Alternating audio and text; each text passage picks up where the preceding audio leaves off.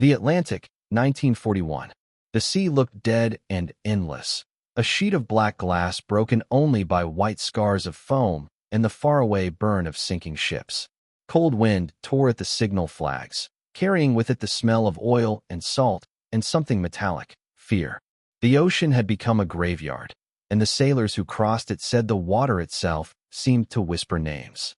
On charts spread across the oak tables of the Kriegsmarine headquarters in Berlin, those graveyards were marked by neat red dots. Each dot was a ship, gone. Cargo, tankers, troop carriers. In 1 month alone, the tonnage lost by the Allies reached 300,000. Britain's lifeline was bleeding out, one convoy at a time. Inside the war room, men in gray uniforms smoked thick cigars under the green light of shaded lamps. Admiral Karl Donitz stood before the map, his hand resting on a ruler like a conductor's baton. He spoke softly, but the words cut through the hum of voices. "Every ship that sails to England," he said, "is our target." The officers nodded. Their faces were sharp with confidence, almost joy. For them, 1941 was Die Glückliche, the happy time. The U-boats ruled the ocean. Donitz's wolf packs hunted in silence, unseen and untouchable, striking from the deep and vanishing before the echoes could fade. Far out on the Atlantic, the night was different. For the men aboard convoy HX 84, there was no glory, only the sound of engines, the slap of waves, and the endless watch. The horizon was black on black. The youngest radio man leaned close to his headphones, fingers trembling as he caught a burst of static that sounded like breathing. "We can hear them," he whispered to the officer beside him. "But we can't see them." The officer didn't answer. He just looked at the compass and said, "Keep listening." Moments later, the ocean erupted. Torpedo wakes flashed white under the surface, slicing toward the convoy like invisible knives. The first ship, Cornwallis, took the hit amidships. The explosion lit the sky, steel bent, screams tangled with steam. Another ship went up seconds later. The radio man's hands shook as he sent his final transmission. It was picked up hundreds of miles away before his signal vanished into static. "We can hear them, but we can't see them." That phrase appeared in London newspapers the next morning. It became a line of dread, a kind of prayer for men who knew what it meant to die in silence. Back in Berlin, the mood was triumphant. Donitz recorded the night's success in his logbook with the calm of an engineer marking a test result. "The Atlantic is ours," he wrote. "The enemy has no ears below the surface." His handwriting was precise, unshaken. Around him, officers toasted with brandy as if celebrating a scientific discovery rather than a massacre. Reports from sea poured in daily, submarines returning to port, their hulls streaked with salt and victory. Photographs showed young captains smiling on the decks of U-boats, posing with crewmen whose faces were lean from hunger and sleeplessness. Behind every grin was the same unspoken belief: they were invincible. At the docks in Lorient and Saint-Nazaire, the smell of diesel mixed with frying potatoes and the tang of salt. German sailors strutted past local civilians, medals bright on their tunics. Newspapers called them the heroes of the deep. The sea belonged to them. But even among the confident, whispers spread.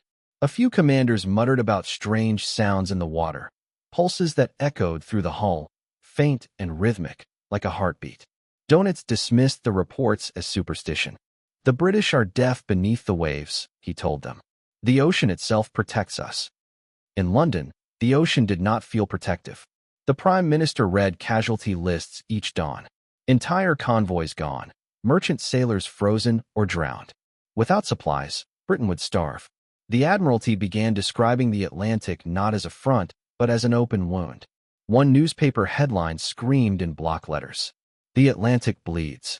In underground bunkers, naval officers argued until their voices cracked. How do you fight an enemy you cannot see, cannot hear, cannot touch? The U-boats seemed like ghosts, real enough to kill, invisible enough to deny. But somewhere beneath the chaos, a small group of men refused to accept that silence was unbeatable. In a damp laboratory outside London, a physicist named Robert Boyle stared at a steel tank filled with cold water. His colleagues, Patrick Blackett and a young Cambridge researcher named Alan Hodgkin, adjusted dials and watched waves ripple across the surface. They weren't soldiers, but they believed sound could win a war. When the metal disc at the bottom of the tank began to hum, a tone spread through the room, a low vibration, pure and steady. Seconds later, the machine answered itself. A faint echo. Boyle looked up and said quietly, "It speaks back." The men didn't yet know it, but they had just built the first whisper of a weapon that could make the ocean talk. Outside, the night pressed against the glass, heavy and endless. Somewhere far across that darkness, another ship was going down, another crew shouting into the void.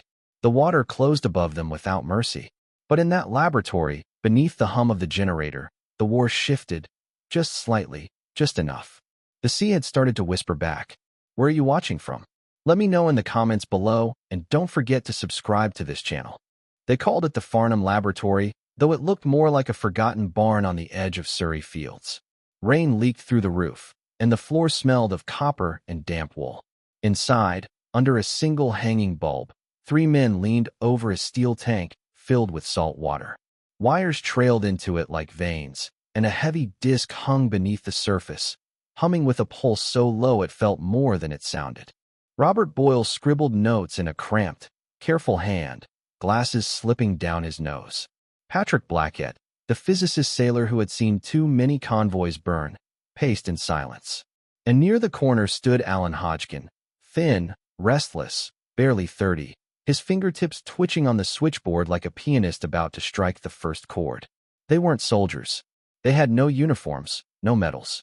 But in 1941, they were fighting a war of their own, against silence itself. When Hodgkin turned the dial, a tremor passed through the tank.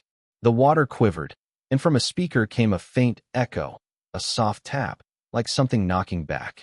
The men froze. "It speaks back," Boyle said quietly, almost to himself. That single moment, recorded later in a margin of a report labeled Project Aztec, marked the first time humans had truly heard beneath the sea. Weeks passed in that windowless lab. They tested shapes, frequencies, temperatures. When the Army refused to provide more materials, they borrowed kitchen pots and old car batteries. They discovered that sound, when focused properly, could travel through water like light through glass, and that it returned from metal hulls with a rhythm of its own. Every night, Boyle wrote in his log, "The ocean answers if you know how to ask." Outside, the Atlantic raged on. In March alone, U-boats sank 30 ships. Men died unseen, their bodies drifting among the wrecks. London's sky glowed orange from the Blitz, and newspapers printed new lists of names. The scientists read them over breakfast in silence. Blackett once slammed his mug down and said, "All this, so they can't hear what's coming." By summer, their experiments moved to Scotland, to the quiet waters of Lochue. The air there smelled of peat and diesel. On the dock, seagulls screamed over the gray surface as sailors lowered the first operational prototype, a small, round emitter they called the Pinger. The tests began at dawn. A patrol boat drifted into the loch, towing a submerged steel cylinder meant to mimic a submarine. Hodgkin adjusted the receiver, static crackling in his headphones. The loch was silent except for ring. Then, faintly, through the noise, ping, ping, ping. He jerked upright. The echo was clear, sharp, alive. Boyle grabbed the recording equipment. "Mark the coordinates." The sound repeated, steady and perfect. They could hear the target moving, changing depth. It was like watching a shadow take shape underwater. When the test ended, no one spoke for several seconds. The rain slowed. Hodgkin removed the headphones and whispered, "We can find them now."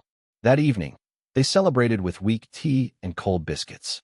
But in the darkness outside, warships waited for what came next. Reports of experimental detection systems reached the Admiralty within days. Orders followed, mass production, immediate deployment on escort vessels. The code name changed to something easier to say, sonar. Boyle sent a note to his wife that night. "If this works, the sea may finally be on our side."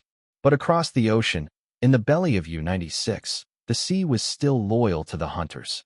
The submarine glided 200 miles west of Ireland, its crew moving like ghosts in the dim red light.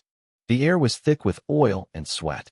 On the periscope, Captain Heinrich Lehmann-Willenbrock watched the blurred outline of another convoy moving north. 3 destroyers, 12 freighters, he said. "No escorts close enough to hear us." He tapped the hull affectionately. Let's give them a night to remember. They descended to 90 meters. Engines cut to silence. The crew waited, breathing shallowly, as torpedo tubes filled. Then came a sound none of them recognized, distant, metallic, rhythmic. Ping, ping, ping. The navigator frowned. Is that ours? The captain tilted his head. The noise grew louder, echoing through the steel ribs of the hull. For the first time, he felt the ocean not as a hiding place, but as something alive, pulsing, hunting. Surface sonar, the engineer muttered. English, maybe. The captain's voice dropped to a whisper. Impossible. They can't find us. But the sound kept coming, steady, patient, searching. It was the sound of their own world betraying them, of the water itself turning against them. They tried to move, engines flaring for a moment. Too late. Above them, depth charges fell like thunderbolts. The explosion rolled through the water, bending steel, filling the air with steam and screams. Instruments shattered. Lights flickered. The ocean swallowed their voices. For a moment, there was only silence. Then another explosion. Hours later, in the lab at Lockheed, Hodgkin listened to the recording of that engagement. 3 echoes. 3 kills. He didn't cheer. He just sat, staring at the paper tape unspooling from the machine, and said softly, "The sea has finally answered." In Berlin, Donitz read the report with disbelief. 3 boats in one night. He looked at his aides. Impossible. The sea does not talk. But it did, and by summer's end, it would start choosing sides. Spring, 1943. The North Atlantic looked like hammered iron, cold, gray, alive with ghosts. Convoy HX 229 moved east toward Liverpool, 40 merchant ships crawling through fog and sleet, escorted by 3 destroyers. The men barely slept. Each night the ocean felt thinner, as if something below was listening. On HMS Havelock, a young sonar operator hunched over the new Aztec console. Static hissed in his headphones, the slow rhythm of propellers beneath. Then a pulse. Faint but steady. Not weather. Not whales. He froze. Contact. Bearing 270. Range 800 yards. Closing. The order came sharp, hard to port. Ready depth charges, pattern Baker. The hum grew louder until it filled the ship. Down in the U-boat below, the same sound trembled through steel. The captain of U-96 pressed his hand against the bulkhead, frowning. English sonar? Impossible. The engineer shook his head. The noise was relentless, tapping through the hull like a heartbeat that wasn't theirs. On Havelock, the captain counted seconds. Fire. Depth charges fell, small, heavy worlds tumbling into darkness. Then the ocean exploded upward, roaring, the shocks slamming through the deck. The sonar screen flared white, the echo scattering. "He's moving astern," the operator shouted. Trying to slip the wake. The destroyer wheeled around. Pattern Charlie. 1 deep. The sea convulsed again. Steel shrieked. Beneath, the U-boat tilted, gauges shattering, men gripping pipes as the lights flickered red to black. One sailor crossed himself. Another whispered numbers, counting to stay sane. Then came the final blast, close enough to bend ribs of metal and tear the breath from their lungs. Above, oil spread in a rainbow sheen. "Probable kill," the captain said, voice low. No one cheered. They'd seen oil before from tanks jettisoned to fake death. The convoy pushed onward, engines drumming. 2 hours later, another echo crept through the fog. A corvette moved to engage, her single stern charge rolling into the deep. A second bloom of oil surfaced. By dawn, gulls circled 3 dark stains on the water. Havelock's log recorded it in plain type. 0216, contact. 0241, attack. 0353, probable. 0459, confirmed debris. The sonar man's signature was just a smudge of pencil. In his pocket notebook, he wrote 1 line. It felt like hunting ghosts, and suddenly the ghosts screamed. In Berlin, Donitz stared at the night's report. 3 boats in 1 convoy, he asked. Impossible. The sea doesn't talk. He didn't know yet that it had started to. Across the channel, in the quiet of Lockheed, the scientist who had built the device read the dispatch in silence. Robert Boyle underlined the frequency report and wrote in his log, "Return integrity stable in open water." Patrick Blackett poured tea into a chipped mug and muttered, "So, the wolves finally have ears around them." Alan Hodgkin sat alone beside the sonar tank, replaying recordings, short, mechanical bursts of sound followed by silence. He pressed his thumb against his pulse and whispered, "It's not the sound of death. It's the sound of being found." That spring, the ocean changed sides. Convoys that once scattered arrived whole. U-boats began dying faster than they could surface. At first, no one believed it. How could the hunted become hunters overnight? But sonar didn't lie. It sang its cold truth in pings and echoes. One evening, as Havelock refueled at Greenock, the crew gathered on deck. They looked west, where the sea darkened into night. The sonar man leaned on the rail, still hearing that faint rhythm in his head. "It's strange," he said. "Now we hear them before they hear us." The boats went out again the next morning. Same convoy lanes, same gray horizon. Only the silence had changed. Somewhere beneath, another captain listened to the water and realized too late that the water was listening back. By summer's end, they called it the turning of the tide. The hunters had become the hunted. And in the dark rooms of London, men who had built a sound now understood what it meant. The ocean had found its voice. April 1943. The Atlantic looked the same, cold, gray, endless, but something inside it had changed. The hunters no longer trusted the silence. In the harbors of St. Nazaire and Lorient, the air still smelled of diesel and salt, but the music had stopped. The brass bands that once greeted the U-boats were silent now. Half the pens stood empty, their concrete shells echoing with footsteps instead of cheers. Officers still walked the piers with their caps straight and cigarettes lit, pretending nothing was wrong. But the mechanics knew. They saw the truth in twisted propeller blades and cracked hull plates. The U-boats that returned came home limping, paint scorched, antennas snapped, crews with thousand-yard eyes. The men spoke less. They smoked in silence, staring at the water that had nearly buried them. One sailor wrote in his log, "The ocean sounds different now. It's as if it's watching us." They used to call it Der Atlantik ist unser Garten, our garden. Now it felt like a trap. Every mission began the same way. Optimism at departure, fear in the deep, and then that sound. At first a hum, low and steady, like an iron heart beating far away. Then sharper, faster, followed by the thud of depth charges rolling into the dark. The men joked it was the British heartbeat, but no one laughed for long. At the same time, across the channel, the laboratories in Farnham and Lockheed were alive with noise and caffeine. The British scientists who had built sonar were improving it, turning sound into sight. The new version, Aztec Mark IV, could not only detect echoes but fix distance and direction. They could now see through the ocean. A young sonar operator on HMS Dianthus described it later. It started as a hum. Then the echo sharpened, like breathing metal. For the first time, ships could track submarines in real time, plot their depth, heading, and even speed. What had once been guesswork became mathematics. What had once been a hunter's instinct became data. The ocean itself had become an equation.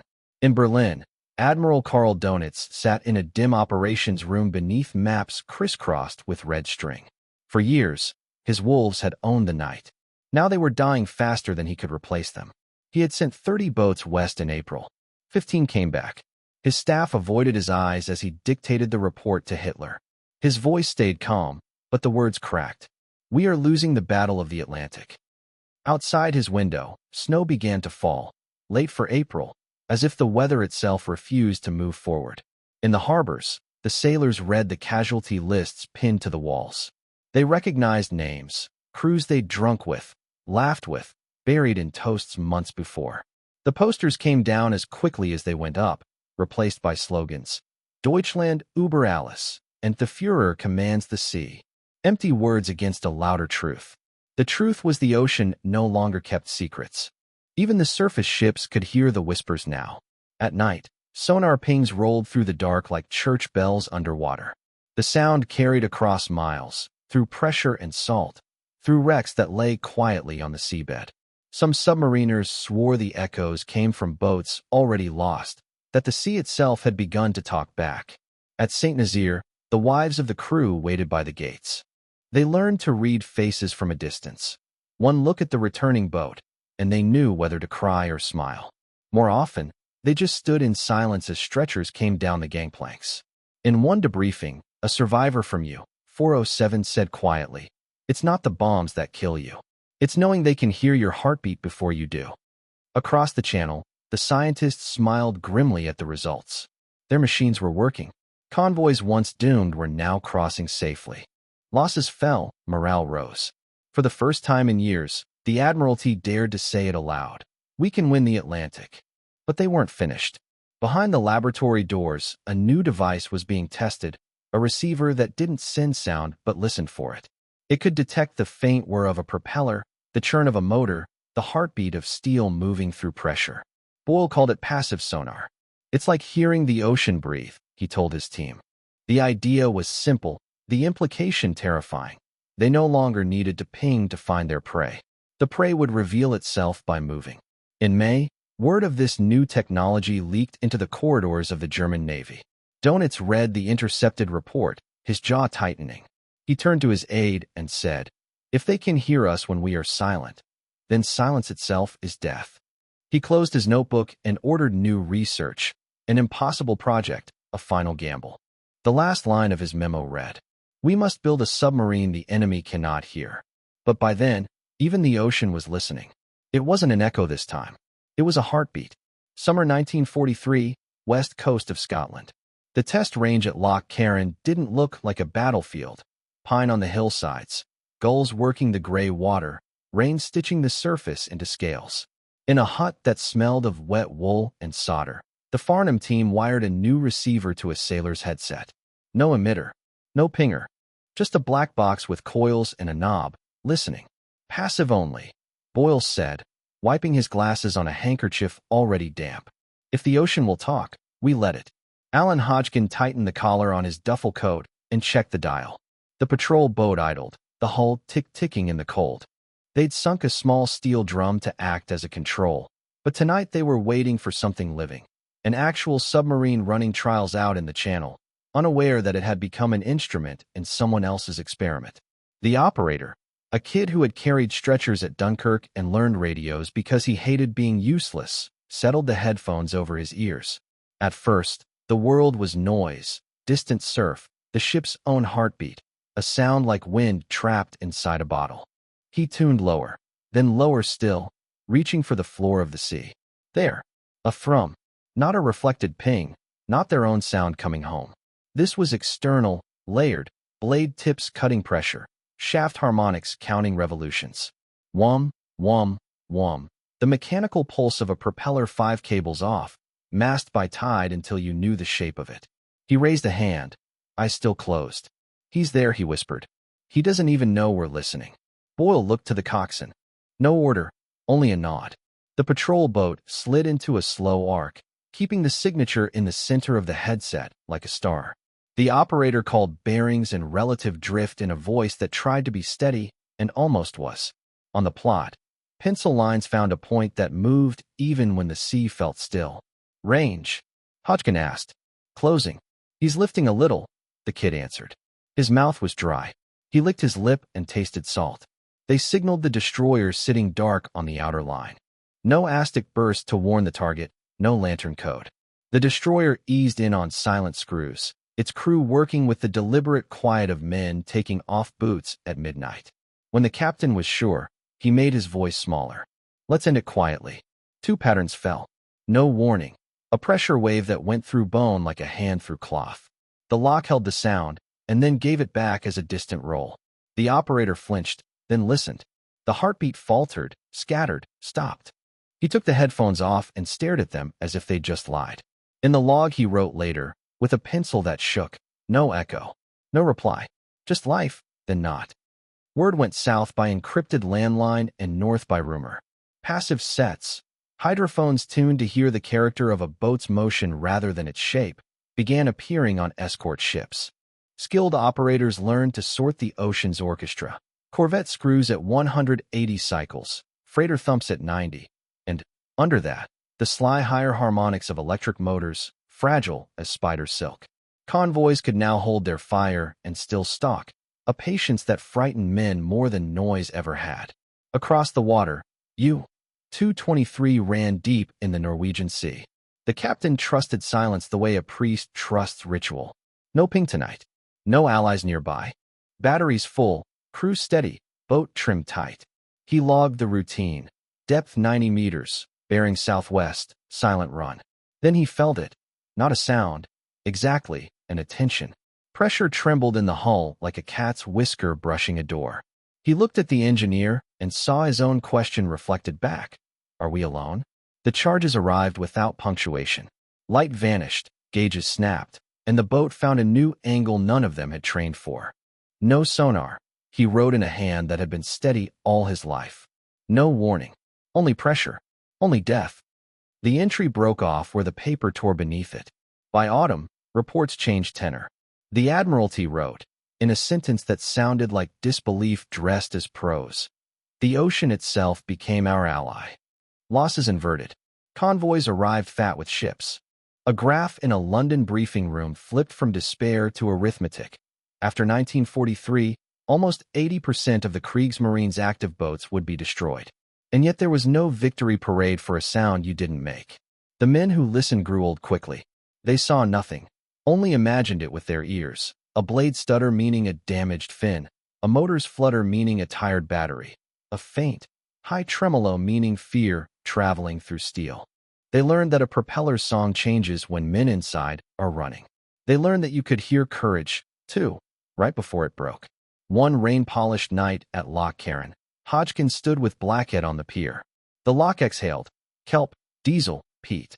Far in the dark, a destroyer turned, careful as a hand around a sleeping child. We're not hunters, Hodgkin said. We're listeners. Blackhead blew on his tea.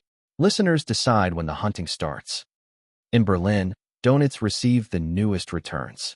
Boats gone with no flares, no last signals, just absence. He asked for explanations he already had. His staff spoke of magnetic anomalies, improved charges, phrases that avoided admitting the truth.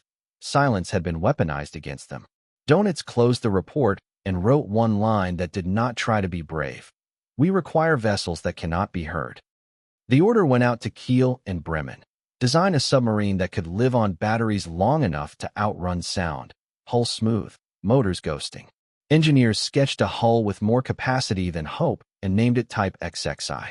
They promised it would be the quietest thing the ocean had ever carried. And somewhere in Scotland, a boy with a headset learned to hear the difference between a whisper and a lie. If sound betrayed them, then silence would save them. That was the plan. Late 1944, Kiel. The yards worked under blackout. Sparks curtained behind tarpaulins as welders stitched a new shape out of steel.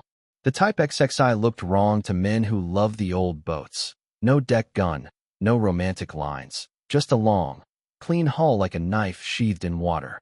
Engineers ran gloved hands along the plating and spoke in numbers. Battery capacity tripled, motor mounts rubber floated, propeller blades fat-tipped to kill cavitation, snorkel masts to drink air without surfacing. Silence by design, not by prayer. In a drafting room that smelled of oil and damp paper, a young naval officer leaned over the blueprints and told the chief engineer, almost joking, "If they can't hear us, we'll stop breathing." The engineer didn't smile. He circled tolerances in red. Then make every bolt whisper. Trials began in the Baltic, winter water black as ink. The boat slid under at 5 knots and the deck became a ceiling, rivets sweating cold. With diesels off and twin electrics turning, the hull carried itself on batteries alone. Hours of submerged speed no earlier U-boat could manage. The chief held his breath, listening with his palm on the bulkhead, a soft, cat-purr vibration instead of the old iron thump. Men grinned despite themselves. They'll never hear this, someone said. But across the North Sea, men were already listening. Bletchley Park had red Triton again. Outward sailings and rendezvous bled from Enigma like ink through wet cloth. On escort ships, hydrophone operators had learned new patience, hearing not only the loudness of a target, but its character, the stray harmonics of a supposedly silent, electric, the faint suck of a snorkel and chop. Centimetric radar sketched a thin mast on a black sea where eyes saw nothing. Silence was no longer invisibility. It was just another signature. The first operational XXI eased toward the Skagerrak on a moonless night, running deep and slow. On a destroyer 8 kilometers off, a passive board shivered with a thread of sound that wasn't sea and wasn't wind. an insect line under the ocean's choir. The operator lifted 2 fingers. "There," he said. A whisper. "That's him." The captain did not acknowledge. He only altered a degree and waited until the plot crossed certainty. When the charges went, the horizon did not flash. The sea simply bulged once and fell back flat, an ending almost polite. Reports crossed desks on both sides, written tight to hide feeling. Kriegsmarine, pre-commissioning defects, sabotage suspected, enemy interception at departure routes. Admiralty, new class noted, low acoustic output, detection feasible by combined means. HF/DF, cinemetric surface search, hydrophone trace. Between their alphabets lay the same truth. Engineering had arrived late to a war already decided by arithmetic and ears. More boats reached fitting out pins. More remained tied to bollards while bombers erased the rails that should have carried batteries to them. In Bremen, a foreman counted crates that never came. In Danzig, a yard chief walked his slip at night and wrote, "We built speed for a sea that has no doors left." Crews trained in classrooms with chalk submarines on blackboards, learning procedures for dives they would never make. A handful of the electroboats did sail. One reported a convoy at long range and dared a periscope glance. Centimetric radar drew its mast as a pinprick and the ocean folded over it. Another tried coastal patrol under snorkel and left behind a slick that smelled of battery acid and hope. On a desk in Flensburg, Donitz initialed casualty lines with a pen that scratched like frost. He issued an order that read like a prayer disguised as doctrine. Avoid engagement unless conditions absolutely favorable. Preserve boats. There were few favorable conditions left. Meanwhile, on a gray escort in the western approaches, a boy not yet 20 closed his eyes around a rubber headset and separated the sea into layers. Merchant at 90 cycles, trawler at 120, destroyer screws hard at 180, and, there, something lower, smoother, an electric motor pretending to be weather. He touched the chart with a pencil, so lightly it barely marked. "Mark 1, he said. The ship's turn was felt more than seen. No ping went out. The ocean did the talking. By March 1945, the Type XXI had become a rumor with blueprints. 118 laid down, dozens launched, almost none in the fight. An American admiral, briefed in a Norfolk office that smelled of wool and coffee, summed it for his staff. They built silence. By the time it floated, the ocean had learned to talk. Nobody wrote that line in the minutes. It lived in memory because it sounded like judgment. In Kiel, an engineer folded his slide rule and locked his drawer as sirens began again. He paused at the stairwell, hand on the cool rail, listening not to bombs but to the absence between them, the long, hollow quiet that meant the raid had moved on. On the wall outside, someone had chalked a question. When do we surface? No one bothered to rub it out. The last boat to leave that month slipped into rain before dawn with a captain who didn't believe in luck and a crew who no longer believed in gods. They ran deep. They ran clean. They ran into a net made of mathematics and microphones. And then 1945 arrived for real. The sea grew quiet, not because victory had gentled it, but because fewer men remained to give it a voice. By 1945, the Atlantic no longer hid the hunters. It exposed them. Winter bit hard along the convoy lanes. Iron seas, snow that blew sideways, a sky the color of lead. But the ships held their line now. Destroyers cut confident arcs ahead of the freighters, and overhead the patrol planes moved in patient loops, dropping sonobuoys that blinked awake and listened.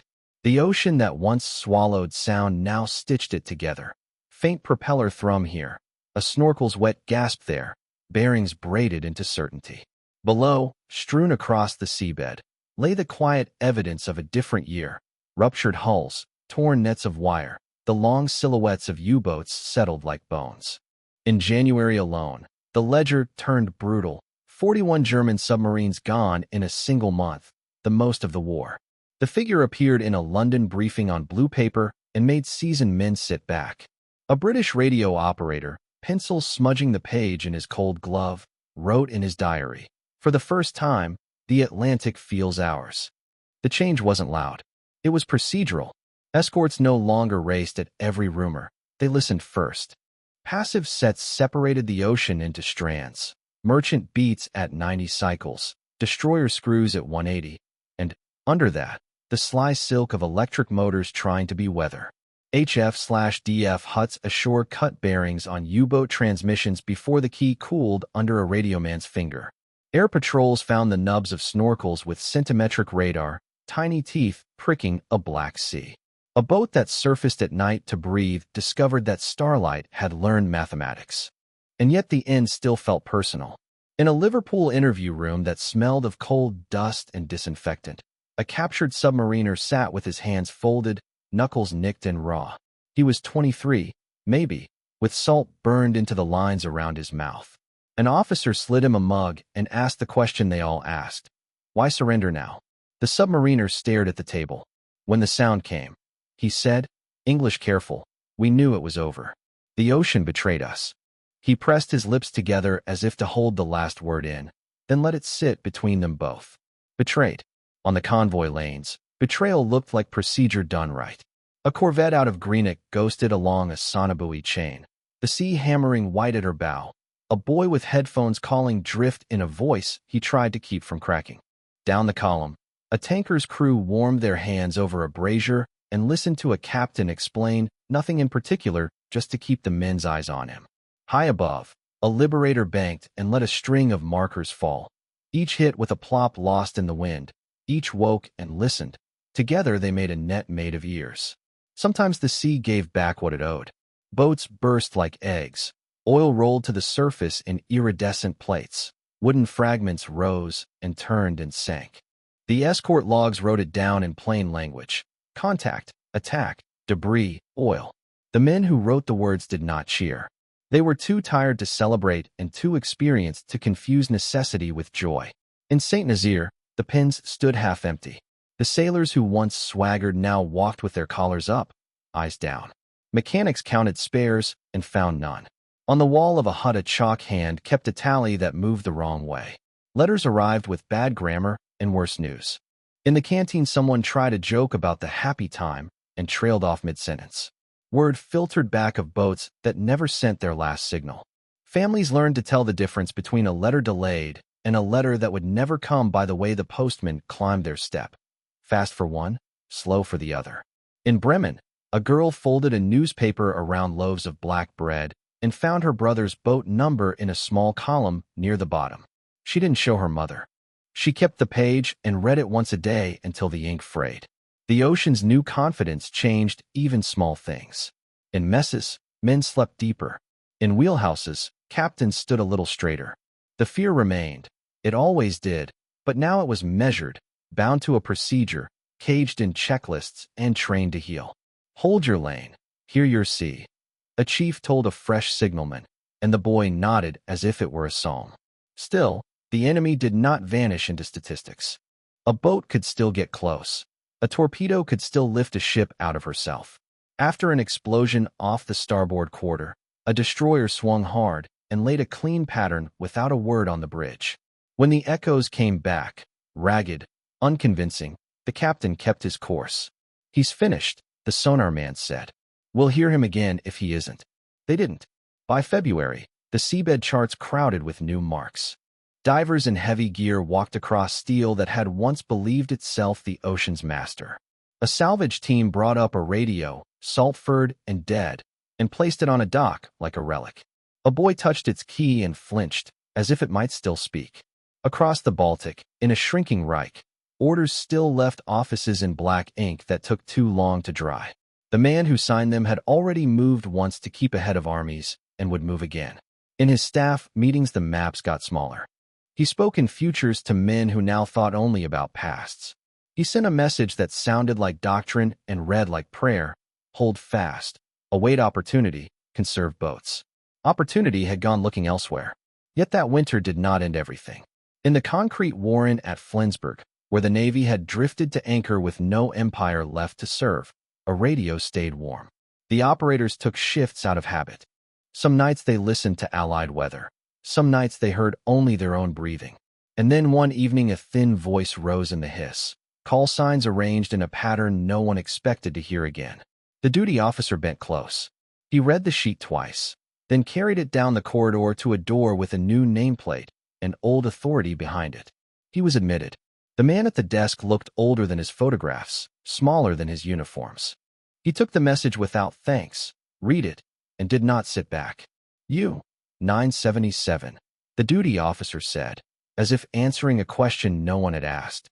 Still at sea, the room listened to its own silence. Somewhere a clock failed to tick. On the page, the last line wrote its own logic. No response from command. Continuing south. Silence is our only ally now. The Atlantic had turned against the wolves. But somewhere in that winter ocean, a single fin still cut the water, steering for a horizon that believed in impossible maps. And in Flensburg, the man who had once called the sea his garden let himself imagine, for one reckless breath, that a last hope might yet be found there. Ironic, desperate, and fatal. Flensburg, May 1945. The war was over on land. White flags over ruins. But inside the naval offices, the radios still whispered. The building smelled of wet wool and smoke. Maps were smaller now, pinned to a broken continent. Behind a bare desk sat Admiral Karl Donitz, the last voice of a vanished Reich. A duty operator entered, trembling, paper in hand. "Sir, traffic. You, 977. Donitz read the message twice. No response from command. Continuing south. Silence is our only ally now. He didn't speak. There was no command left to answer. The radio stayed warm only because no one could bear to turn it off. Far across the Atlantic, the boat kept moving. Thin crew, thick silence. Their captain, young and exact, chose south because north meant surrender. The air grew foul, the batteries weak. They lived by ritual. 8 knots, snorkel up, charge to 80, dive to 60 meters. Fear was a routine, exhaustion, a kind of faith. The radio man tuned the set each watch, hoping for orders, finding only static. Once, he caught an English weather report, bright, cheerful, cruel. He shut it off. The ocean was no longer their ally. Every wave carried ears. Somewhere above, aircraft traced invisible nets. Buoys listened, mathematics hunted. In their sleep, men dreamed of warmth. One whispered Argentina, another Brazil. The captain ignored them, counting depth instead of distance. He knew silence could no longer protect them. It only delayed discovery. Still, he stayed with it, the way some men cling to prayer. In Flensburg, Donitz signed papers that meant nothing. The government he led existed only in memory. Yet the radio logs continued. They recorded the sea's ghosts because that was all the operators knew how to do. By July, the boat's patience was gone. Food thinned, tempers cracked, and the ocean began to sound like breathing. The captain watched his men, saw madness forming, and made a choice. "We surface," he said. They rose at dawn. The hatch opened on blinding blue. Air rushed in like a forgotten luxury. Ahead lay a coastline, neither enemy nor home. They sailed toward it, unsure whether they were surrendering or escaping. August 17th, 1945. U-977 surfaced off Argentina. The crew stepped onto the pier pale and hollow-eyed. They learned the truth only then. Germany had fallen 3 months earlier. The war they were fleeing no longer existed. Interrogations followed. Questions about routes, orders, and secrets. The captain's answers were dry. Fuel, rations, navigation. Myths filled the gaps. Gold, fugitives, hidden missions. But the truth was smaller. They hadn't been running from victory or chasing treasure. They'd been running from silence itself. Allied engineers inspected the boat. They touched the smooth hull, the quieting devices, the blackened motors. One wrote in his report, "She was built for stealth, but silence came too late." Back in Germany, the last radio set was dismantled. On Donitz's desk remained one scrap of pencil, a single line. "Boats that cannot be heard." U-977 became a legend, the final ghost of a war that had taught the ocean to listen. And deep inside her steel walls, the radio still hummed, faint, endless, like the echo of a war that refused to stop talking. The war ended, but the sound never stopped. In 1946, the laboratories of the U.S. Navy filled with the remains of the enemy's silence, blueprints, rusted steel, sonar coils pulled from captured U-boats. Washington wanted to understand what the Germans had built in their last desperate years. What they found instead was the beginning of the future. On a gray morning at the Naval Research Laboratory, Two engineers in grease-stained uniforms rolled back a tarp from a salvaged U-boat hull. The metal was smooth, unnervingly quiet to the touch. One of them ran a hand over a black rubber coating, the remnants of the German Alberich system, an attempt to absorb sonar waves instead of reflecting them. They tried to vanish, the engineer said softly. His partner nodded. Then we'll teach the sea to see. Across the ocean, in Portsmouth and Glasgow, British physicists, some of the same men who had once built the crude Aztec sets in a damp basement, were now testing hydrophones strung along the seabed. Where wartime sonar had shouted into the depths, this new generation listened. It turned silence itself into information. The research had a new name, Project Jezebel, then SOSUS. Sound surveillance. For the first time, humanity began to map the ocean by hearing it breathe. The Cold War was already stirring, and the same technology that had hunted U-boats now hunted whispers of something else, submarines with red stars painted on their conning towers. Scientists spoke less about victory now, more about vigilance. The Atlantic, once red with oil and blood, became a nervous instrument. From declassified memos of 1949, hydrophone arrays have detected low-frequency disturbances consistent with long-range submarine travel. The ocean itself acts as a conductor. Each sound, once made, travels thousands of miles. They called it the Deep Sound Channel, a natural highway of echo that carried secrets across the world. What had started as a weapon became a warning system, a way to hear the movement of history before it reached the shore. Some of the men who had survived the U-boat war watched this transformation with a strange melancholy. Captain Frederick Walker, once a hunter of submarines, visited a test range and stood by as a young officer demonstrated the new array. When the printout began to draw its fine, rhythmic lines across the page, Walker only said, "It never ends, does it? We still listen for ghosts." Not all echoes were military. The scientists found that their instruments picked up whale songs, volcanic tremors, even the groan of shifting ice. The ocean was alive with memory, layered with sounds of life and death both. A sonar operator once joked that the sea was a library, and that every explosion, every scream, was filed somewhere down in its shelves. No one laughed for long. By the early 1950s, the word sonar had become part of every Navy's language. Ships sailed with ears as sharp as eyes, and the old terror of the invisible hunter had reversed. Submarines were no longer gods of the deep. They were shadows traced by microphones anchored miles apart. The world had learned to hear itself. In a 1951 interview, a retired British officer summarized it better than any report. During the war, we built machines to find death before it found us. Now we use them to keep death away. The difference is small, but it matters. The Cold War made sure the listening never stopped. Long chains of sensors lined the Atlantic ridge. Cables pulsed beneath waves once filled with wrecks. And through them all moved a quiet idea. That peace itself depended on the ability to hear danger first. Yet in the stillness between transmissions, when the instruments clicked and reset, some operators swore they could hear older sounds, faint rhythmic pings, like Morse from another time. They said it might be whales, or shifting metal, or maybe the sea remembering.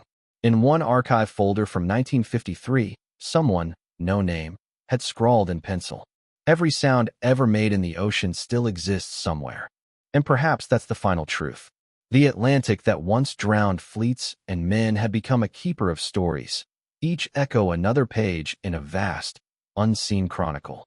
The scientists went home at night, the veterans aged, and the devices they built hummed quietly in the deep. The war that taught humanity to listen was over. But the ocean, faithful witness, still spoke in echoes of steel and breath. Because once the sea learns to talk, it never forgets how to listen.